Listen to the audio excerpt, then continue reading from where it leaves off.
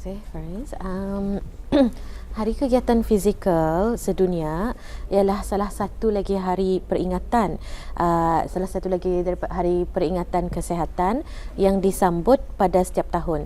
Tujuan sambutan Hari Kegiatan Fizikal Sedunia ini ialah untuk membantu meningkatkan kesedaran kepada orang ramai mengenai kesihatan melalui menjalankan cara hidup yang aktif. Hari Kegiatan Fizikal bermula semasa sambutan Hari Kesihatan, sejarahnya Hari Kesihatan Sedunia.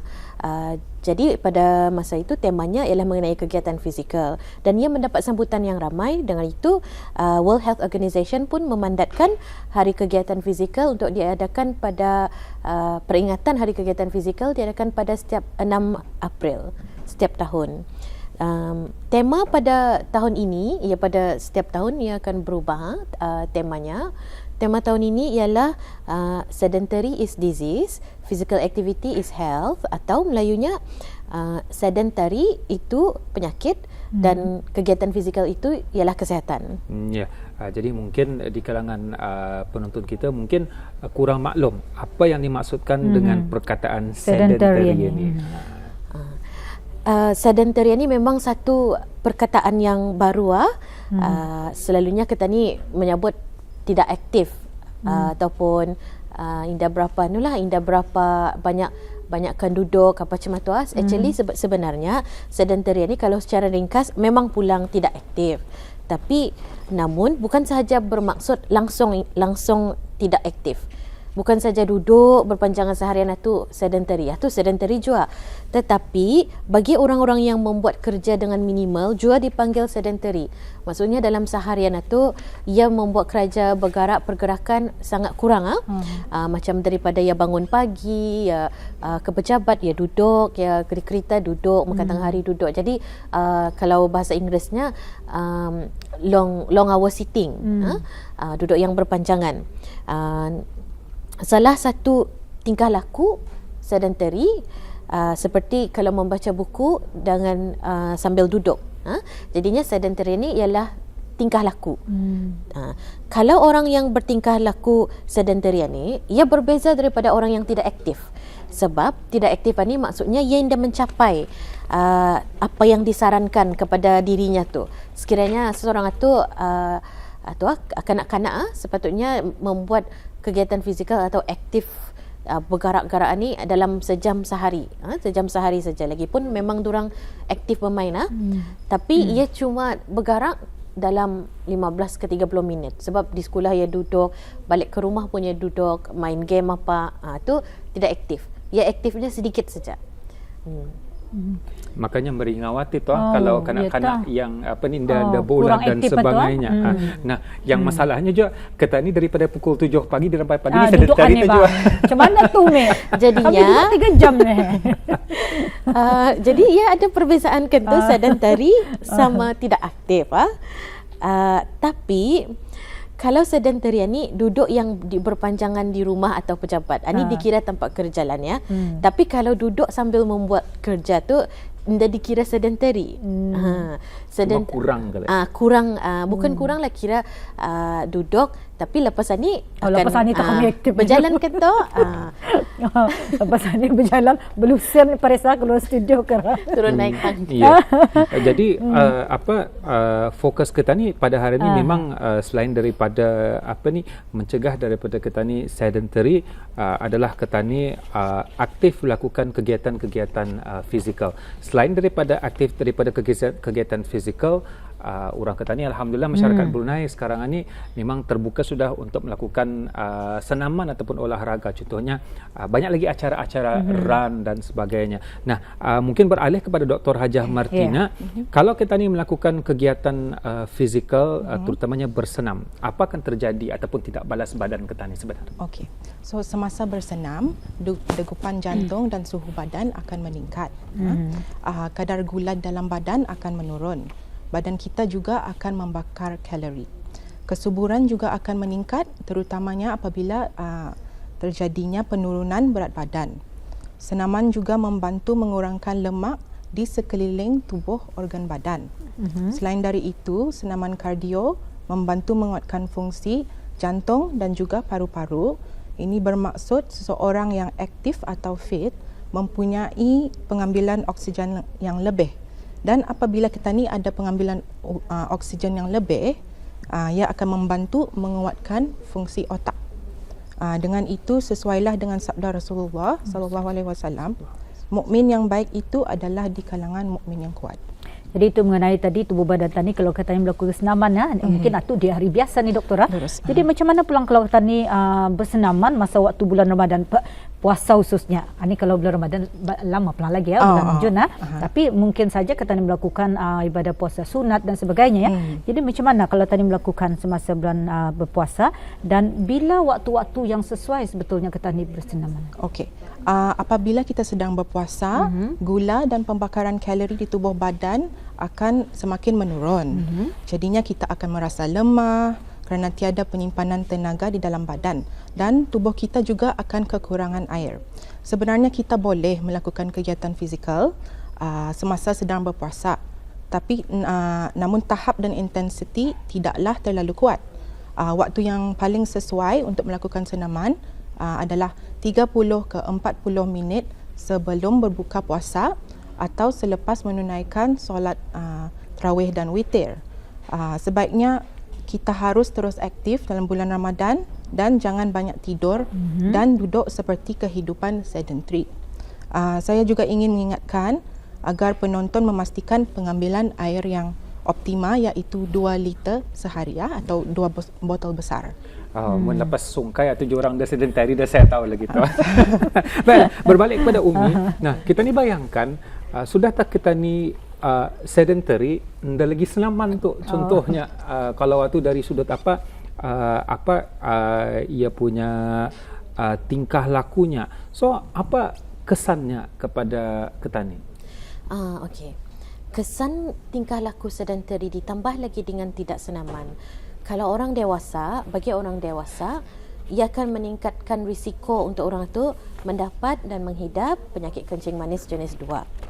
Kemudian risiko penyakit jantung dan sindrom metabolik.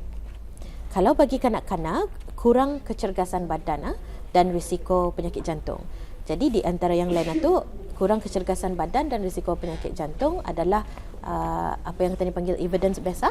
Memang sudah ada evidence-nya kanak-kanak boleh mendapat penyakit ini kalau sekiranya ia menjalankan kehidupan yang sedentary, terutama sekali kalau kanak-kanak tu banyaknya bermain game, bermain komputer, sangat minimal dalam melakukan kegiatan fizikal, baik di rumah ataupun semasa di sekolah. Yeah. Now, what happens? Apa akan terjadi? Mungkin sebahagian daripada ketani, contohnya pesakit stroke yang lumpuh badan dah dapat bergerak, yang perlu bantuan orang lain, dan mungkin kanak-kanak dan seumpamanya yang masih belum boleh bergerak. Jadi keadaan bis durang ni macam mana? Kalau bagi pesakit-pesakit yang mengidap stroke, yang mendapat stroke, pada permulaannya memang belum lagi dapat melakukan kegiatan fizikal. Pada permulaannya stage pertama memang bukan sedentary, disuruh berehat dulu. Semasa ia masuk stage yang rehabilitasi ni, dan barutah kita ni membawa pesakit-pesakit tani ini, pesakit ini untuk mengikuti beberapa program. Program ini memang disediakan di Kementerian Kesihatan, Hospital Ripas, bahagian cardiac rehabilitation. Di sana ada program yang tertentu dijalankan oleh pakar-pakar, doktor dan juga jururawat yang ada di sana. Ada mesin gimnasiumnya, tahap-tahap kegiatan fizikal atau senaman yang mesti dilakukan. Okey, yang bersesuaian nanti ya. Jadi Umi mungkin boleh menerangkan sekali lagi ya, jenis-jenis pekerjaan ataupun aktiviti yang dikategorikan sebagai sedentary ni, apa sebetulnya pekerjaannya? Kalau sedentary ni, ia duduk yang berpanjangan di rumah dan di pejabat. Kenapa Umi balik-balik tekankan? Sebab kalau kita ni kira lah, Faris, kalau Faris kira dari pagi sampai ni berapa jam sudah Faris duduk? Kan masuk 3 jam sudah ni. 3 jam. Bolehlah tu lah 30 minit kesana kemari tadi sekejap. Kalau Faris tahu, kalau saya langsung dah bangun tadi ni. Dari rumah lagi dalam kereta. Jadinya kalau mengikut kajian kan, long sitting hour ni, duduk yang berpanjangan ni boleh juga menyebabkan masalah sakit. Tapi sakit yang macam jantung apa tu belum ada evidence lah. Cuma sakit musculoskeletal sendi-sendi. Sebab cara duduk tanya tu terlampau kadang leher terlampau tunduk apa. And then di antara lain lagi tingkah laku sedentary, melihat TV secara duduk lah. Kalau tadi melihat TV sambil bersenam tu okey. Duduk menggunakan komputer atau permainan game, membaca ni bagus, tapi kalau boleh ada kadang-kadang tadi melihat sambil yang membaca sambil yang menggunakan mesin gimnasium. Tapi sekarang kalau kata ni sama duduk melepak sama kawan. Kalau melihat televisyen sekarang demo teranah payah je tu Farisa. Pasal je ni canakan konsentratnya. Macam pergerakan sedikit lah. Jadi macam mana tadinya aktiviti yang tidak dikategorikan sedentary ni seperti tidur. Tidur tidak bukan sedentary tu. Tidur tadi berehat. Memang tadi berehat tu ataupun menggunakan mesin senaman yang duduk macam rowing machine tu kita ni duduk. Itu bukan sedentary tapi tadi bergerak. Ada pergerakan macam apa yang kita ni buat awal ni, kita ni bergerak macam Faris pun mengambil kertas apa itu ini menolak diri sendiri bagi orang yang menggunakan wheelchair. Itu bukan sedentary tu, pasal yang menolak dirinya sendiri bermain dengan kanak-kanak macam baby di lantai. Jadi tadi terpaksa banyak duduk di lantai kan tu. Itu pun bukan sedentary. Sedangkan kalau wheelchair tu membuat pergerakan je tu, tapi bukan dikonsider bukan diconsider sedentary. Ia masih bergerak. Masih ada pergerakan tangan. Kita ingin berbalik kepada Dr. Hajar Martina nah, tadi ada kita ni berbincang sedikit tentang senaman semasa berpuasa. Nah, mungkin bagi mereka yang mempunyai penyakit kronik yang tidak berjangkit seperti kencing manis, tekanan darah tinggi dan sebagainya, bagaimana cara mereka untuk bersenam supaya akan dapat membantu kualiti kesihatan mereka? So bagi orang yang mempunyai penyakit tekanan darah tinggi, semasa sedang berpuasa tekanan darah tidak akan menurun. Jadinya jika mereka ingin bersenam, mereka haruslah memastikan pengambilan ubat yang konsisten. Ini kerana senaman boleh meningkatkan tekanan darah, dan jika seseorang tidak mengambil ubat, ianya boleh memudaratkan. Namun senaman membantu menurunkan tekanan darah tinggi jika dilakukan secara konsisten. Bagi orang yang mempunyai penyakit diabetes, jika tahap gula adalah stabil dan memastikan pengambilan ubat konsisten, adalah disarankan untuk melakukan kegiatan fizikal tidak lebih daripada 30 minit. Tetapi jika anda mengambil suntikan insulin atau menghidap penyakit diabetes jenis 1, iaitu diabetes yang bermula daripada kanak-kanak atau di bawah umur 20 tahun, saya sarankan untuk menjumpai Dr. Auda sebelum ingin memulakan senaman. Setakat ini negara Brunei Darussalam belum pulang ada astronot tapi biasanya kalau astronauts especially yang berada di angkasa lepas yang jangka masa yang begitu lama, kerana ada graviti kan pergerakannya kurang. Jadi apa yang saya pelajari, muscle atrophy happens. Jadi masalah tu berkurang. Does it happen kalau orang yang melakukan sama ada senaman ataupun tingkah lakunya sedentary selalu? Does muscle atrophy happens? Mungkin salah satu dapat menjawab. So for example, patients yang stroke atau yang tidak melakukan kegiatan fizikal itulah, you can see dia punya muscle, as you said, there will be muscle atrophy because kalau untuk menguatkan muscle, you need pergerakan. Tapi for them, there is no macam paralysis. Ada upaya lagi kan? Ada upaya. So, dia punya, itulah muscle atrophy lah. Seperti yang Faris cakapkan, for astronaut itu kekurangan oksigen contoh. Jadinya mitokondria di dalam muscle pun the development of mitochondria tu indah berapa banyak. Jadi tenaganya kurang. Jadi dah develop lah. Nah, sekarang ni orang selain mengambil ubat juga sibuk mengambil vitamin. Ada orang bertanyakan, ada kena vitamin ataupun suplemen untuk mengganti pergerakan ni? Baiklah. Kalau kita ni lihat salah satu juga harapan Dr. Martina dan saya dan juga Kementerian Kesihatan mengenai ubat-ubatan dan suplemen ini, ada beberapa yang diokeykan lah, bukan di-endorse je lah, diokeykan dari Kementerian Kesihatan, dan ada beberapa yang Indah digalakkan tapi apa yang dapat Tani perhatikan, saya berharap kalau sekiranya ya on counter di cashier tu kalau nya sana boleh kurus. Percaya tu. Memang ada yang laju tu percaya. Tapi kalau nya doktornya, Dr. Martina patientnya mesti exercise. Itu lambat sikit. Kadang-kadang pengambilan ubat darah tinggi pun kadang-kadang tidak konsisten beberapa.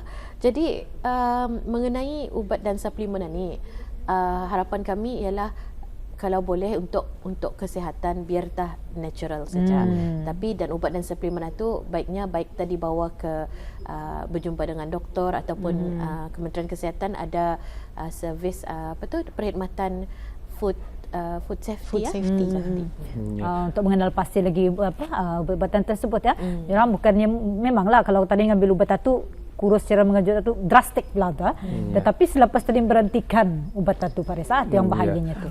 Saya juga pernah mendapat advice daripada ada seorang teman doktor yang beritahu tidak ada suplemen yang boleh menggantikan kegiatan fizikal dan minum air is a must di samping suplemen dan juga perubatan dan juga cara hidup yang sihat. Jadi untuk closing mungkin kami membagi 1 minute each pesan-pesan kepada diri kita ni dan para penonton tentang aktiviti ataupun kegiatan fizikal. Saya mulakan dulu dengan Umi. Okay, terima kasih untuk menjemput Umi hari ini dan Dr. Martina. Jadi harapan daripada Kementerian Kesihatan ialah untuk hari ini agar para orang ramai semua untuk menjalankan kehidupan yang aktif, lebih aktif. Ini lagi kan menjelang puasa. Memang ramai yang berlari ni sudah. Kalau boleh kami mau yang tidak aktif itu lagi. Ni orang shifted menjadi reach out lagi untuk menjadi aktif. Kalau Indah pun dapat membuat senaman, takut rasanya tu ya okey sudahnya. Ya sudah memang ya lama sudah exercise, badannya bermuscle sudahnya. Jangan takut. Cuba lakukan di rumah dulu. Senaman-senaman di rumah, menggunakan masa ni dapat online ataupun melakukan kerja rumah. Jadi kalau boleh lebih aktif lagi lah. Pesan Dr. Martina. Dari doktor sendiri? Okay, so message saya berkenaan bersenam sewaktu berpuasa. Basically, jangan lupa pengambilan air itu terpaksa yang optimal, iaitu 2 liter atau 2 botol yang besar atau 3-2-3. 3 gelas selepas berbuka puasa, 2 gelas air selepas menunaikan solat tarawih dan witir, dan 3 gelas sewaktu bersahur. 3-2-3. Saya juga kan Nara. Jadi alhamdulillah